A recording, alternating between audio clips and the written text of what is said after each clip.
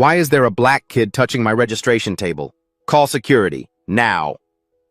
Sir, I'm here to compete. Compete? The professor's Rolex glinted as he grabbed the boy's collar. Listen carefully, ghetto rat. Your kind doesn't compete. Your kind cleans the floors after we leave. I scored highest in qualifiers, sir. You? He snatched the boy's tattered notebook, ripped out a page.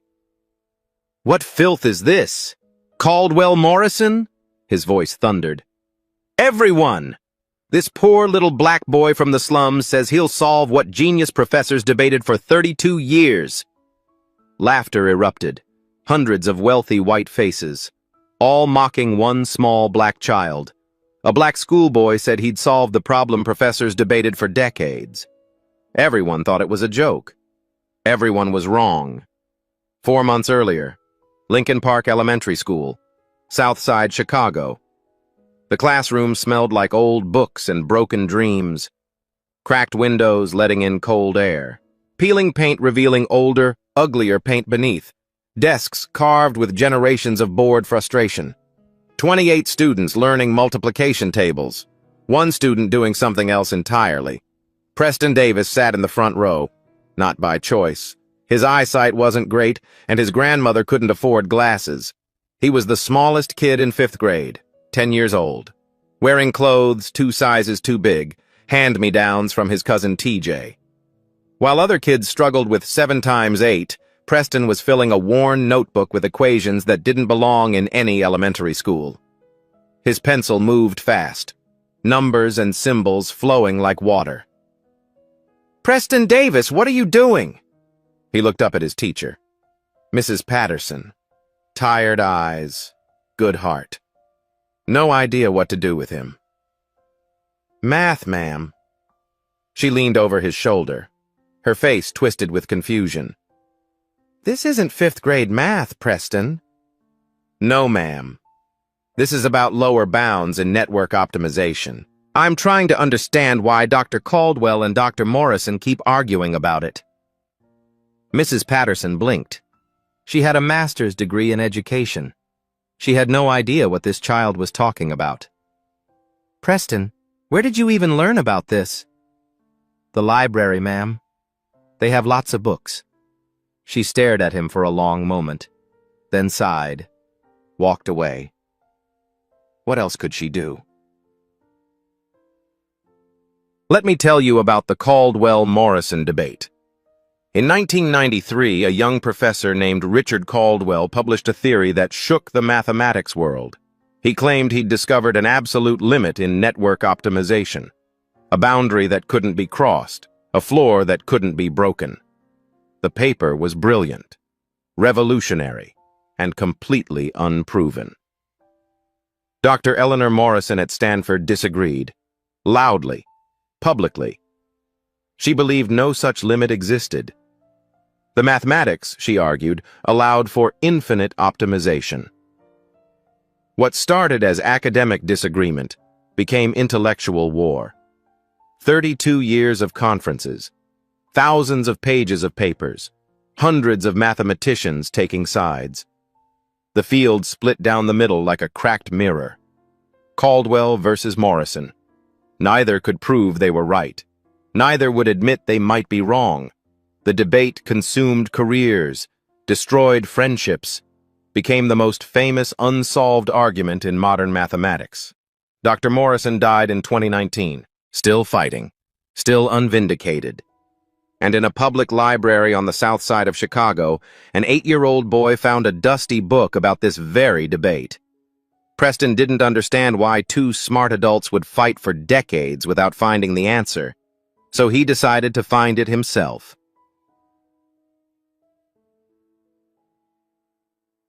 Preston's apartment. Evening. 2 years before the competition. The apartment was small. 2 bedrooms, 1 bathroom, kitchen and living room squeezed together like reluctant roommates. But it was clean. Ruby Davis made sure of that. Ruby was 71 years old, retired postal worker, raising her grandson alone since his mother passed from cancer and his father went to prison for armed robbery. She found Preston on the living room floor. Library books stacked around him like a fortress. College textbooks, graduate-level mathematics, notebooks filled with equations. She brought him dinner, sat down beside him with a groan. Her knees weren't what they used to be. "Baby, you need to eat something." Preston didn't look up. "Grandma, why do grown-ups like fighting more than finding answers?"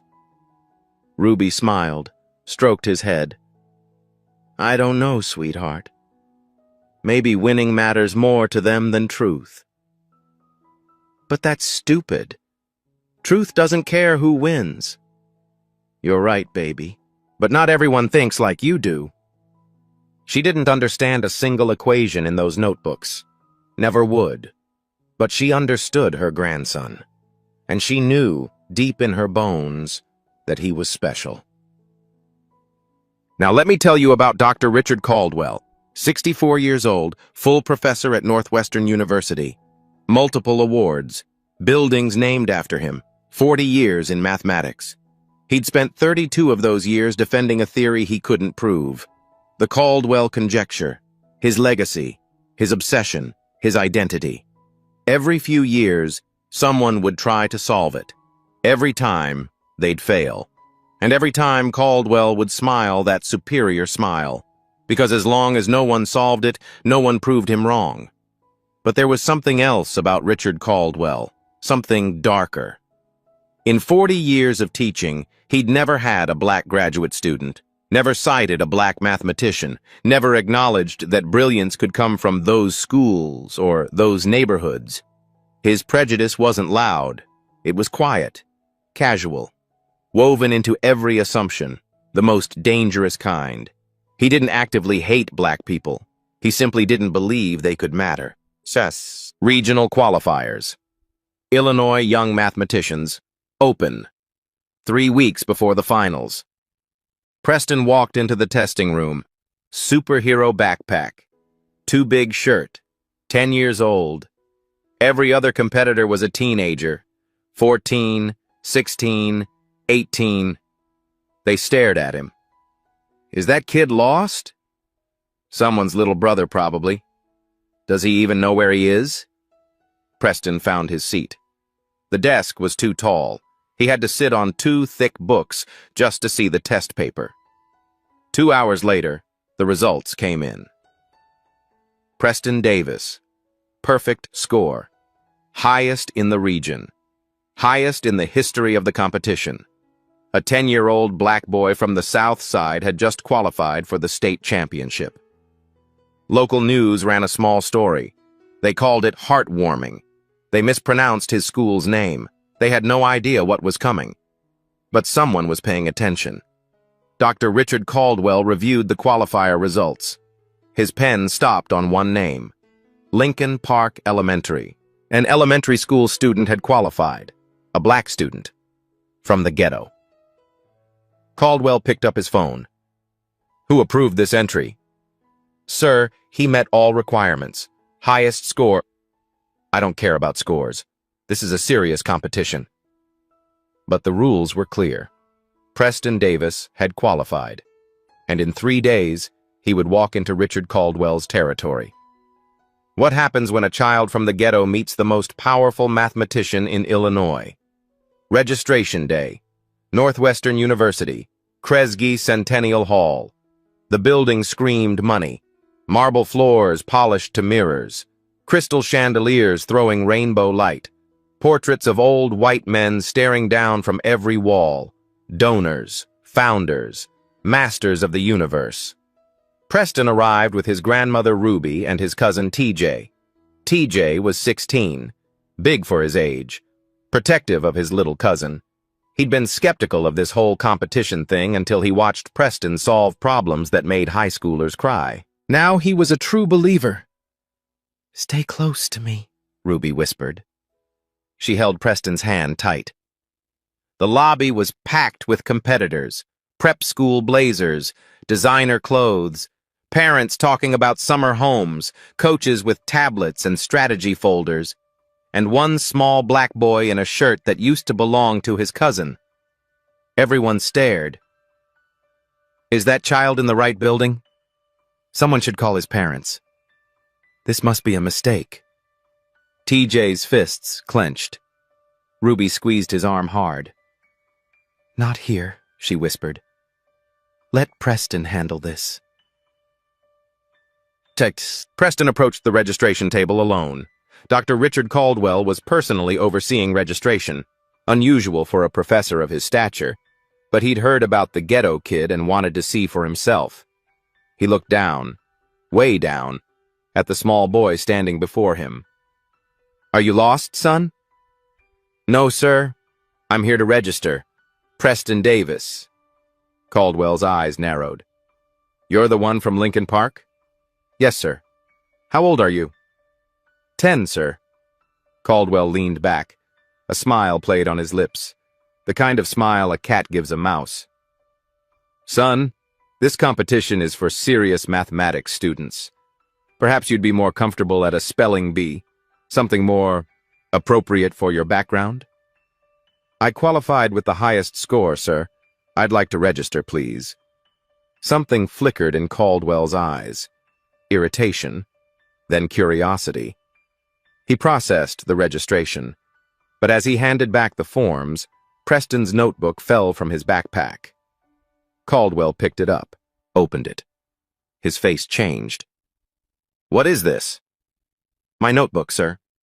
I can see that. Caldwell flipped through pages. His expression darkened. Why are you writing about Caldwell Morrison? I'm working on it, sir. Working on it? Preston nodded, completely sincere. Yes, sir. I'm solving it. Dead silence. Then Caldwell laughed. Loud, harsh, cruel. Did everyone hear that?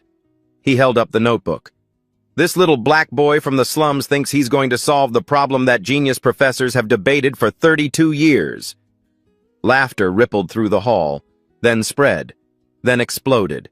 Hundreds of people laughing at one small child. Victoria Ashford, 17, covered her mouth and giggled. Derek Mills, 18, Caldwell's star student, shook his head with theatrical pity. Caldwell patted Preston's head, like a dog who'd done a trick. That's adorable, son. Truly adorable.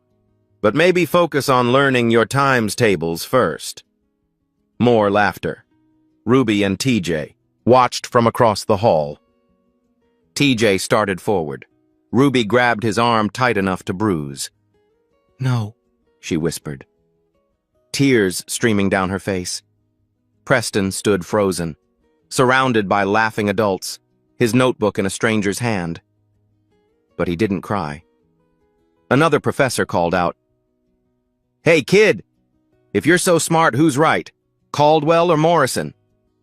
Everyone waited, ready to laugh again. Preston looked directly at Dr. Caldwell. His voice was small but clear. Dr. Caldwell is right, sir. The lower bound exists. Caldwell blinked. The boy was supporting his theory? And I can prove it. One heartbeat of silence, then the loudest laughter yet. Preston picked up his notebook, walked back to his grandmother. TJ grabbed his shoulders. You okay, little man? Preston looked up. His eyes weren't sad. They were burning. I'm going to show them, TJ. Every single one. Ruby knelt down, cupped his